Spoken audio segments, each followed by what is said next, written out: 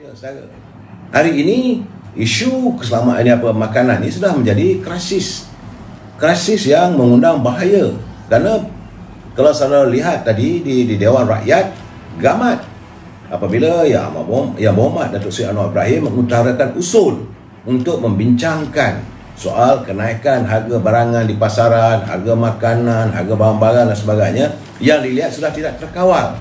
Tapi usul tersebut nampak gayanya memang ada di layar tapi tidak dapat jadikan usul untuk secara tuntas. Selalunya usul itu akan dibahaskan, maka Dewan sepatutnya menghentikan persidangan. Cuma kali ini speaker kata okey, usul itu bincanglah di bilik sebelah. Di bilik sebelah yang agak kecil, yang terhad. Sebab itu dipertikaikan bahawa biarlah menteri kepada Kementerian Perdagangan Dalam Negeri dan pengguna hadir, utarakanlah pandangan anda. Saya rasa itu bukan caranya. Ini Dewan Rakyat, masalah rakyat hendaklah diperbincangkan. Kalau masalah sebesar itu tidak ditangani, saya khawatir bahawa ini sebagaimana kata Datuk Seri Anwar Ibrahim lah, ini boleh menjadi time bomb. Rakyat akan meledak. Amarah rakyat tidak boleh ditangani kalau mereka sudah merasakan diri mereka tidak lagi dijaga. Saudara, dalam keadaan begini, kita kalau boleh janganlah bangkitkan amarah rakyat. Berkali-kali saya katakan soal ini perlu ditangani secara serius. Bukan boleh main-main suka jawab saja. Menteri boleh cakap di bawah dalam kawalan lah dan sebagainya. Jadi sekarang ni saya juga melihat bahawa demonstrasi ke arah menentang kenaikan harga barang ni sudah mula meningkat demi meningkat, merebak demi merebak. Di bandar-bandar sudah berlaku ledakan, rakyat melakukan unjuk rasa mereka. Hari ini sekumpulan NGO telah pun menyerahkan memorandum mereka kepada Datuk Seri Anwar Ibrahim yang membawa usul sebut ke Dewan Rakyat. Tapi perbincangan tentang masalah kenaikan harga makanan ini tidak dilihat secara tuntas. Saya rasa dalam keadaan begini, sepatutnya Yang Amat Berhormat Datuk Seri Ismail Sabri harus melihat secara the other side of the coin, kesan daripada kenaikan ini. Kerana mereka menyalahkan Barisan Nasional. Tidak dinafikan Datuk Ismail Sabri adalah Naib Presiden UMNO. Tapi kerajaan hari ini, saya nak jelaskan lagi bahawa bukan kerajaan Barisan Nasional. Ia kerajaan keluarga Malaysia yang dipimpin oleh Datuk Ismail Sabri, tapi di dalamnya ada parti-parti politik yang lain. Tetapi apabila rakyat sudah meledak, mereka cari jalan, mereka membuat untuk mudah BN, Barisan Nasional. Barisan Nasional barang naik. Ini keadaannya. Sebab itu saya dah berkata berkali-kali bahawa Datuk Ismail Sabri kena lihat apa saja yang dilakukan oleh kerajaan dan tidak disenangi oleh rakyat, maka UMNO Barisan Nasional akan terpalit sama. Jadi anda sebagai Naib Presiden UMNO harus menjaga soal ini. Kena campur tangan serta betul Yang Amat Berhormat semalam turun ke lapangan. Tapi rakyat nak tahu apa tindakan. Apakah harga itu terus tuntas turun? Sebab sekarang ni di seluruh negara menimbulkan kegusaran rakyat. Harga makanan mahal. Sekarang ni kadar harga yang paling mahal dalam sejarah. Untuk saat ini sebenarnya harga barang bekalan di pasaran merupakan harga paling mahal dalam sejarah. Harga untuk belian minyak masak pun dulu kita ingatkan kalau RM25 itu dah mahal dah. Bagi yang 5 kilo sekarang ada tempat sampai kita RM30, RM40. Dan malahan untuk membeli yang paket yang ada subsidi daripada kerajaan seolah tak dapat nak beli. Terima kasih Ujang Men dari Temeluk. PKR nak keluar dari PH, betul ke? Itu saya sedang menyantuni permasalahan ini. Saya rasa elok saya teruskan pencerahan saya tentang kedudukan harga barangan ini. Kerana dalam keadaan begitu, kita harus melihat apabila menteri menyatakan bahawa keadaan ini kerana kurangnya pengeluaran sayur-sayuran dan penghasilan pertanian, maka harga itu mahal. Saya melihat ini satu benda yang tak betul. Kerana sepatutnya Kementerian Pertanian mencari kaedah yang baik untuk menghasilkan baja dan mengawal harga baja. Sekarang ni harga baja di pasaran naik 100%, harga racun naik. Dalam keadaan begini, tadi saya dengar juga ada pemberian subsidi daripada Menteri Pertanian untuk petani-petani untuk sawah padi. Yang kita kata sayur, dia pergi sawah padi apa hal? Betul, pesawah-pesawah juga memerlukan subsidi baja dan racun. Tapi Yang sakit tangan, yang kau rawat kepala, apa hal? Ini masalahnya kadang-kadang menteri kita tak tahu. Masalah sekarang ni sayur-sayuran terlalu tinggi di pasaran. Ikan, ayam, daging, beras memang kita tahu dah meningkat. Dan kita mengimport beras kebanyakannya. Dan ini masalahnya. Dan sekarang ni kita mengizinkan pula, seolah-olah rakyat melihat seolah-olah kita mengizinkan para kartel yang mengimport barang ini. Mereka lah kapitalis. They don't care. Rakyat nak mati pun dia tak peduli. Yang paling penting pada mereka adalah tambuluk mereka. Apakah menteri melihat benda begini buat tak tahu saja? Ini keadaan sebenarnya. Sebab itu kita harus kita menuntut agar pihak pimpinan kerajaan melaksanakan jajaran semula pertanian negara kita ini. Sebab kita dalam keadaan sekarang ni, betul lah untuk kita, it is not the immediate action. Immediate action ataupun tindakan segera, pertama-tama sekali cari kaedah diturunkan harga dulu, combat the price. Kemudian dalam waktu yang sama, Kementerian Pertanian mengusahakan bagaimana kita dapat mengeluarkan hasil pertanian untuk makanan, sayur-sayuran, kemudian macam ikan, daging dan sebagainya, dipertingkatkan penghasilannya. Ini keadaan tidak berlaku begitu saja. Saya hairan. Sebab itu Saudara Azmi dari Kelantan dia tanya, kenapa agensi kerajaan seperti Pharma, Perikanan, Markis dan banyak lagi tidak memainkan peranan mereka sebagai agensi penguatkuasaan undang-undang. Kita bukan tak ada undang-undang, kita ada undang-undang. Negara kita mempunyai undang-undang. Setiap pedagang tidak boleh menaikkan harga sesuka hati mereka. Setiap harga itu ditentukan oleh kementerian sepatutnya. Dan harga itu ada harga lantai dan harga siling. Jadi nyatakan berapa harga lantai, berapa harga silingnya. Untuk mendapat harga lantai ini, kalau perlu subsidi daripada kerajaan, keluarkanlah. Jangan buat yang bukan-bukan. Tindakan kita kadang-kadang memberi alasan. Dan saya agak terkecewa yang amat sangat apabila Menteri Pertanian Ronald Kaindi menyatakan bahawa pihaknya sekarang ini sedang dalam proses untuk membawa masuk ayam beku sebanyak lebih kurang 200 kontena. Pula dah, ini bukan satu jalan penyelesaian. You bawa masuk ayam beku kontena ini, bagaimana pengusaha-pengusaha ladang ayam, ladang ternakan ayam tempatan? Masalah sekarang ni, pengusaha ladang ayam ternakan ayam yang tempatan ini, masalahnya kerana mereka mengalami masalah kenaikan harga barang makanan untuk ayam, segala dedak daripada jagung dan sebagainya. Usahakanlah. It is not the same problem. Sekarang ni kamu buka AP, bawa masuk 200 kontena. Apakah ayam itu boleh dijual? Apakah dalam tempoh tersebut? Sebab rakyat sekarang ni kita kena ingat bahawa harga yang ditawarkan tadi tak tahu apakah masih lagi dapat dikurangkan harganya. Dalam waktu yang sama, kita menjejaskan pula industri makanan berasaskan daging ayam. Ni saya hairanlah menteri ni cari jalan mudah aja. Okey, harga ayam naik. Dulu jangan makan ayam. Sekarang ni okey, kalau harga ayam naik pasaran, saya import 200 kontena ayam daripada ayam beku dari luar negeri. Persoalan sekarang ni, kalau kau bawa masuk ayam itu, kita nak bertanya pula sebagai umat Islam, bagaimana sistem penyembelihannya? Halal ke? Telahkah dikaji?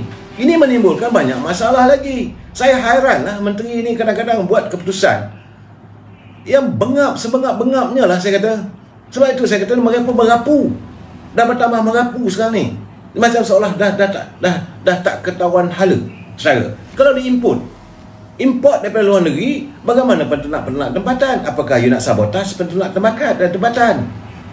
Jadi kadang yang masalah sekarang ni yang dialami oleh pengusaha ataupun penternak ayam adalah makanan untuk ayam itu. Ada dedaknya ataupun jagungnya. Jadi kenapa tidak daripada kau import, kau bagi subsidi lah harga makanan pengimport itu. Cari jalan import 200 kontena makanan ayam. Sebab ayam ni tempohnya 3 bulan atau 45 hari. Dah boleh dalam pasaran yang ada sekarang ni. Tapi kau import ayam begitu seolah kamu nak challenge. Ini masalah ni. Itulah Saudara Hanif Ledang. Saudara Ledang dia kata akau main peranan. Saya tidak mahu bersikap rasis. Dalam keadaan gini kita harus berfikiran terbuka. Sebab itu saya katakan kita ada kementerian, ada menteri yang menjaga kementerian itu. Mereka sepatutnya memikirkan, bukan main import sambil lewa 200 kontainer saudara. Berapa tan ayam tu nanti nak dipasarkan untuk daerah mana pula? Penggunakan adakah untuk umat Islam? Kalau umat Islam, bagaimana sistem penyembelihannya? Kita mahukan daging-daging yang halal.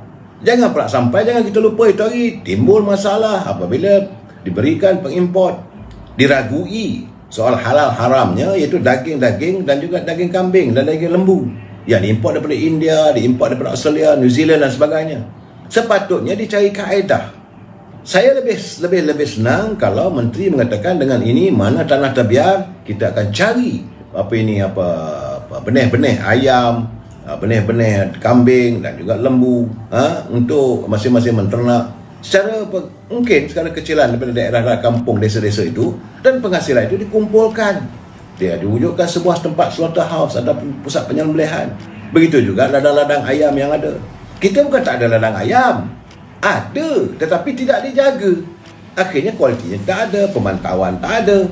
Saya harap begitulah. Saya lihat, janganlah masalah ini hari ini kita selesaikan begini. Jadi seolah kamu nak menjahanamkan perut nasi orang. Ini tak baik ni saya kata. Kemudian contohnya macam pekebun-kebun sayur. Masalah sekarang ni dia bukan masalah orang yang datang daripada peternak ayam, bukan datang daripada pekebun sayur. Dapatan saya, pekebun sayur mengatakan bahawa mereka menghantar ataupun menjual produk ataupun penghasilan sayur-sayuran mereka pada harga biasa. Saya dapat daripada bernama melaporkan beberapa pekebun mendakwa ada pihak tertentu yang mengambil kesempatan menaikkan harga sayur sehingga harganya melambung tinggi, sedangkan pekebun menjualnya pada harga biasa saja kepada pemborong ataupun orang tengah. Ini realiti saudara. Begitu juga dengan nelayan.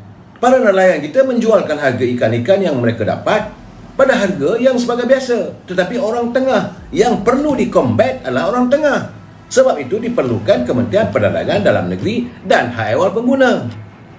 Ini perlu ditegaskan, bukan bagi alasan, bagi jawapan di Parlimen. Ini kena menyangkut soal Kementerian Pertanian, menyangkut soal Menteri Ekonomi. You punya kementerian jagalah harga ni, kawalannya. Jangan dibiarkan. Kan saudara Hanif Ledang, dia orang suka tanam jagung. Kalau mereka tanam jagung macam di Slim River, anak muda kita ada, mereka menanam jagung, saya ingat tak silap saya ada 7-8 hektar, punya banyaknya. Tapi hasil macam mana? Adakah dikumpul, adakah dikilang, dijadikan sebagai dedak untuk makan ayam dan sebagainya? Tak, ini masalahnya. Saya rasa kita tidak menjalankan tugas dan tanggungjawab secara tuntas. Sebab masing-masing pengusaha dibiarkan begitu saja. Saudara sekali-sekali, ayam dari Thailand ini menggusarkan saya, sebab kalau dari Thailand ni pengimport terbesar di Thailand adalah syarikat CP. Tak silap saya nama dia CP. Ia memang membekalkan daging segala-galanya di pasar seluruh dunia. Tapi kita nak tengok halal haramnya. Bagaimana kita penyembelihan, sistem daging ataupun ayam itu diricik-ricik, mereka pekerja macam mana, apakah benar-benar suci, juga perlu dipikirkan. Jadi main ambil import begitu saja, saya tak tahulah keadaan sekarang. Sebab saya tengok sekarang ni ada pekebun sawi menurut seorang pekebun sawi, saudara Mahram Mat Tahir, dia kata meskipun harga sayur seperti sawi, kubis, bunga kangkung, cili merah dan cili hijau meningkat lebih 50%, pihaknya masih menjual pada harga yang rendah kepada pemborong. Ini masalahnya. Begitu juga ini seorang pengusaha pekebun yang mengusahakan sayur sawi, bunga kangkung, bayam merah, Tiao Chun Tong. Dia dah berniaga, dia buat kerja ni, buat ni kebunnya selama 10 tahun. Dan dia tahu dia berhadapan dengan masalah cuaca, tapi harga yang dibekalkan pada harga yang biasa. Dia pun terkejut bila dengar tahu dapat harga yang terlalu tinggi. Kerana CAP, Persatuan Pengguna di Pulau Pinang melaporkan bahawa harga kubis bunga daripada RM7 naik RM16. Sawi pendek dia ada RM3 naik pada RM9. Dia mengusahakan penjualan sawi bukan harga RM3, RM1.20. Kenapa harga sampai RM9? Kemudian kubis bunga daripada RM7 pada RM16, sawi pendek daripada RM3 pada RM9, brokoli daripada RM8 naik kepada RM20, sawi daripada RM5 kepada RM8, kacang buncis RM8 kepada RM15. Ini laporan daripada CAP Pulau Pinang. Cili hijau daripada RM10 naik kepada RM14. Sedangkan mereka mengusahakan ladang-ladang mereka menjual pada pemborong dengan harga di bawah harga RM2 dan RM3. Mereka tak dapat untung apa-apa. Orang tengah yang dapat untung. Mereka mengambil kesempatan. Sebab itu kita ada banyak agensi, bukan satu dua je, macam-macam agensi kita ada yang telah diwujudkan oleh kerajaan. Asalkan menteri itu serius. Itu keadaan saya amat mengharapkan bahawa agar perkara masalah harga barang makanan ini dapat ditangani setuntas mungkin. Kita tengok tadi saya cukup kecewa lah bila perbahasan tentang harga barang makanan ini tidak. Parlimen berjalan seperti biasa, dibuat bilik lain lah. Siapa nak bincang sana, masuk bilik sana. Sepatutnya dihentikan dulu perbincangan pendapatan berhubung soal bajet dan sebagainya. Kerana ini masalah rakyat, ini lebih penting. Tapi seolah tak diindahkan. Saya menzahirkan kekecewaan yang amat sangat. Begitu juga. Dan yang lebih mengecewakan saya, pimpinan ataupun wakil-wakil rakyat daripada UMNO ni macam tak bersuara. Mereka diam. Yang bersuara saya tengok tadi adalah daripada Parti Keadilan. Ini gambaran kita kena cakap yang benar. Kita harapkan sepatutnya masalah rakyat ini, ahli UMNO, ahli Parlimen UMNO, mereka sepatutnya menjuara isu rakyat. Kerana jangan lupa UMNO daripada rakyat untuk rakyat. Tapi tak ada. Saya tak dengar pun tadi. Yang ada Anwar Ibrahim, ada Dato' Mahfuz, Saudara Saifuddin Nasution. Mereka menjuara isu rakyat. Besok bila nak pada pilihan raya, nak jumpa dengan rakyat, nak kena maki. Alah, masalah rakyat tidak diperjuangkan. Kemudian ini Saudara Remy ataupun orang tengah DAP, kita tak boleh tuduh, saya tak boleh tuduh sebab tidak ada setakat ini dapatan saya bukti. Saya harap kita jangan menuduh.